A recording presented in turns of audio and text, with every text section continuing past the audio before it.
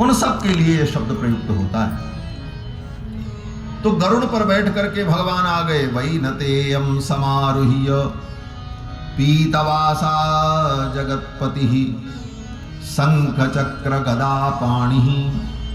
शंख चक्र गदा पद्म धारण किए हुए भगवान चतुर्भुज रूप में अपने गरुड़ पर विराजमान होकर के आ गए।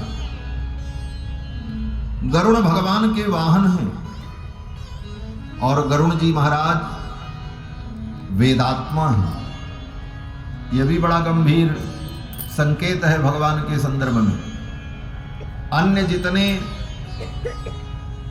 देवता हैं उनके जो वाहन हैं उन वाहनों की महिमा है, लेकिन भगवान के वाहन जो गरुड़ हैं उनको साक्षात वेद का स्वरूप कहा गया और किसी के वाहन को वेद स्वरूप नहीं कहा गया। गरुड़ कौन है? बोले वेदात्मा है। वेदात्मा विहगेश्वरो यवनिका माया जगन्मोहिनी निखिल वेद नीडाधिरूढ़। ऐसे वेदमय श्री गरुड़ जी महाराज। गरुड़ जी महाराज के पंख का एक एक रोम वेद की एक एक ऋचाएं हैं और ऐसे वेदमय गरुड़ पर बैठ करके भगवान पधारे। भागवत में भी जब वर्णन आता है गजराज का उद्धार करने के लिए भगवान आए तो गरुड़ पर बैठ करके आए, तो वेदव्यास जी कहते छंदोमयेन गरुणेन समुह्यमान। छंदोमयेन गरुणेन, वेदमय गरुड़ के ऊपर बैठ करके आए। ये वेदमय गरुड़ कहने का भाव है कि भगवान वेदों के द्वारा ही जाने जा सकते। वेद वेद्य हैं भगवान। वेद वेद्य परे पुंसि जाते दशरथात्मजे। और वेद ही भगवान का आधार है। वेदों पर आधारित चिंतन और वेदों के बताए हुए मार्ग पर चल करके ही भगवान को पाया जा सकता है। इसलिए भगवान के वाहन कौन है? बोले वेद हैं। गरुड़ जी महाराज। वैदिक मार्ग के अतिरिक्त किसी मार्ग से भगवान को प्राप्त नहीं किया जा सकता। वेद ही भगवान के विषय में सही सही प्रतिपादन कर सकता है और कोई भी भगवान का वास्तविक प्रतिपादन नहीं कर सकता। इस कारण से वेद स्वरूप गरुड़ जी महाराज भगवान के वाहन। गरुड़ पर बैठ करके भगवान आए। जब आए तो सभी देवताओं ने भगवान को नमस्कार किया और सभी देवताओं ने कहा हम आपसे प्रार्थना करते हैं इस धरती की रक्षा के लिए, प्राणियों की रक्षा के लिए, धर्म की रक्षा के लिए हम आपसे प्रार्थना करते हैं। भगवान प्रसन्न हो गए और भगवान ने कहा चिंता मत करो, मैं इसीलिए आया हूं। ब्रह्मा जी ने कहा किस लिए आए हैं? भगवान ने कहा ये दशरथ जी महाराज यज्ञ करने जा रहे हैं, मैं इनका बेटा बनने जा रहा हूं। मैंने तय कर लिया है। क्या तय किया है आपने? भगवान ने कहा कि पितरम रोचयामास तदा दशरथम नृपम। राजा दशरथ को पिता बनाने की हमने रुचि बना ली है, हमने तय कर लिया है। अच्छा, आप इनके बेटा बनोगे? बोले एक बेटा नहीं, 4 बेटा हम बनेंगे। भगवान ने स्वयं कहा कृत्वात्मानं चतुर्विधम, अपने आप को 4 रूपों में मैं प्रकट करूंगा और इनका बेटा बनने जा रहा हूं। आप लोग चिंता मत करो, जिस रावण से आप लोग परेशान हो उस रावण को मैं मार दूंगा।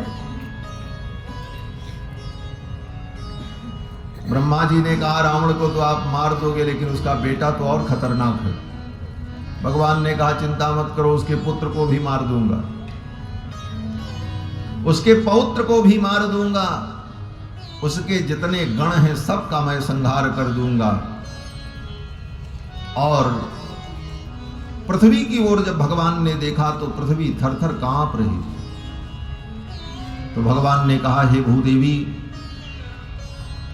रावण का वध करने के बाद भी मैं इस धरती पर बहुत दिनों तक रहूंगा। किस लिए? तो भगवान कहते हैं कि 10 वर्ष सहस्राणि 10 वर्ष शतानि च वत्स्यामि मानुषे लोके पालयन् पृथ्वीं इमां। इस पृथ्वी का पालन करने के लिए 11,000 वर्ष तक इस धरती पर मैं रहूंगा। जब तक भूदेवी के हृदय का भय दूर नहीं हो जाएगा तब तक मैं धरती पर रहूंगा। भय का कारण तो दूर हो जाता है, लेकिन भय के कारण के दूर हो जाने पर भी भय बना रहता है। जैसे कोई बच्चा कभी किसी चीज से डर जाता है, जिस चीज से वो डर गया उस चीज को आप हटा दो, लेकिन उसके बाद भी बहुत देर तक वो सामान्य नहीं हो पाता, डरता ही रहता है, रोता ही रहता है। भगवान ने कहा मैं रावण का वध कर दूंगा, परंतु पृथ्वी जब तक पूर्ण रूप से भय मुक्त न हो जाए तब तक मैं इस धरती पर रहूंगा। बड़ा सुंदर भाव है। जैसे बच्चा किसी चीज से डर जाए, उस चीज को हटा दो, उस वस्तु को हटा दो, फिर भी वो डरता रहता है। उसके डर को दूर करने के लिए माता पिता उसे गले से लगा करके, अपने हृदय से चिपका करके बहुत देर तक अपने पास जब रखते हैं तब धीरे धीरे वो सामान्य होता है। भगवान ने भी सोचा रावण के आतंक से पृथ्वी को बहुत भय हुआ है, बहुत त्रास हुआ है। कुछ दिनों तक मैं पृथ्वी के सन्निकट रहूंगा, पृथ्वी को मेरा सानिध्य प्राप्त होगा, तभी पृथ्वी का भय दूर होगा। इसलिए भगवान ने कहा 11,000 वर्ष तक रह करके जब तक पृथ्वी को शांति न मिले तब तक मैं रहूंगा। पालयन पृथ्वी इमाम। और ये सब कहते हुए भगवान वहां से अंतर्धान हो गए देवताओं के मध्य से। ये सब कहा और भगवान अंतर्धान हुए। और गए कहां? बोले कहीं नहीं गए। यज्ञ हो रहा था, उसी यज्ञ मंडप की यज्ञ अग्नि में, यज्ञ कुंड में भगवान प्रविष्ट हो गए। और इधर से भगवान प्रविष्ट हुए, उधर से अग्नि देवता चरु लेकर के प्रकट हो गए। भगवान ही चरु बन गए। हाँ, भगवान चरु बन गए। बोले हाँ, वो चरु किस चीज से बना था? पायस किस चीज से बना था? कहते हैं पायस 3 चीजों से बनता, चीनी, शक्कर जो भी समझो, और दूध और चावल। 3 प्रधान द्रव्य को मिलाकर के पकाया जाए तो पायस होता है। लेकिन ये पायस जो अग्नि देवता लेकर के प्रकट हुए, ये चीनी, चावल और दूध से बना पायस नहीं था। बोले तब? महर्षि वाल्मीकि कहते हैं कि इदं तु नृपशार्दूल पायसम देव निर्मितम। इदं तु नृपशार्दूल। अग्निदेव ने कहा हे राजन, ये जो पायस है, इदं तु नृपशार्दूल पायसम, ये पायस दूध, चीनी और शक्कर से नहीं बना है, दूध, चीनी, चावल से नहीं बना है। बोले तब? बोले देव निर्मितम, ये देव निर्मित है। स्वयं देवाधिदेव भगवान ही पायस बन गए हैं। देव निर्मितम, भगवान ही पायस बन गए। प्रजाकरम गृहाणत्वम, हे राजन इसे ग्रहण करो, ये पुत्र को देने वाला है। ये कह करके अग्नि देवता ने वो पायस दशरथ जी महाराज को दे दिया। स्वर्ण के पात्र में वो पायस था। दिव्य पायस संपूर्णांग पात्रीम पत्नीम इव प्रियाम, पात्रीम जाम्बू नदमयीम। जाम्बू नद माने स्वर्ण। स्वर्ण के पात्र में वो पायस था और चांदी के ढक्कन से ढका हुआ था, खुला नहीं, ढका था। स्वर्ण के पात्र में वो पायस चांदी के आच्छादन से आच्छादित, तप्त जाम्बूनदमयीम राजतांत परिच्छदाम। उस पायस को अग्नि देवता ने दशरथ जी महाराज को दिया। एक भाव यह भी है कि इस पायस से भगवान का प्रादुर्भाव होगा। और ये पायस 3 चीजों से बना है। और ये 3 कौन सी चीजें हैं? बोले एक भक्ति, एक ज्ञान, एक वैराग्य। भक्ति, ज्ञान, वैराग्य, यही 3 भगवान के प्रादुर्भाव का साधन बनता है।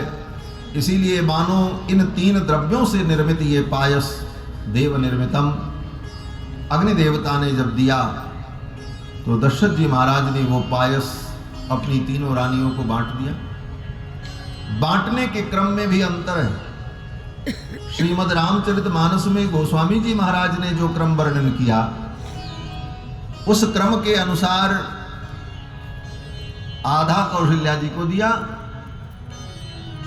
और आधे का आधा कैकेयी जी को दिया।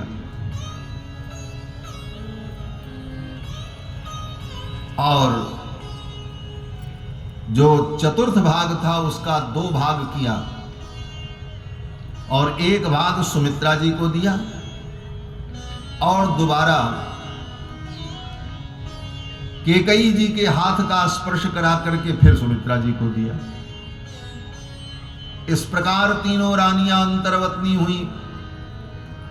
तो इस क्रम में पायस के 8 आने से राम जी और 4 आने से भरत जी और 2 आने से लक्ष्मण जी और 2 आने से शत्रुघ्न जी, ये 16 आना पायस का हिसाब। और वाल्मीकि जी का जो हिसाब है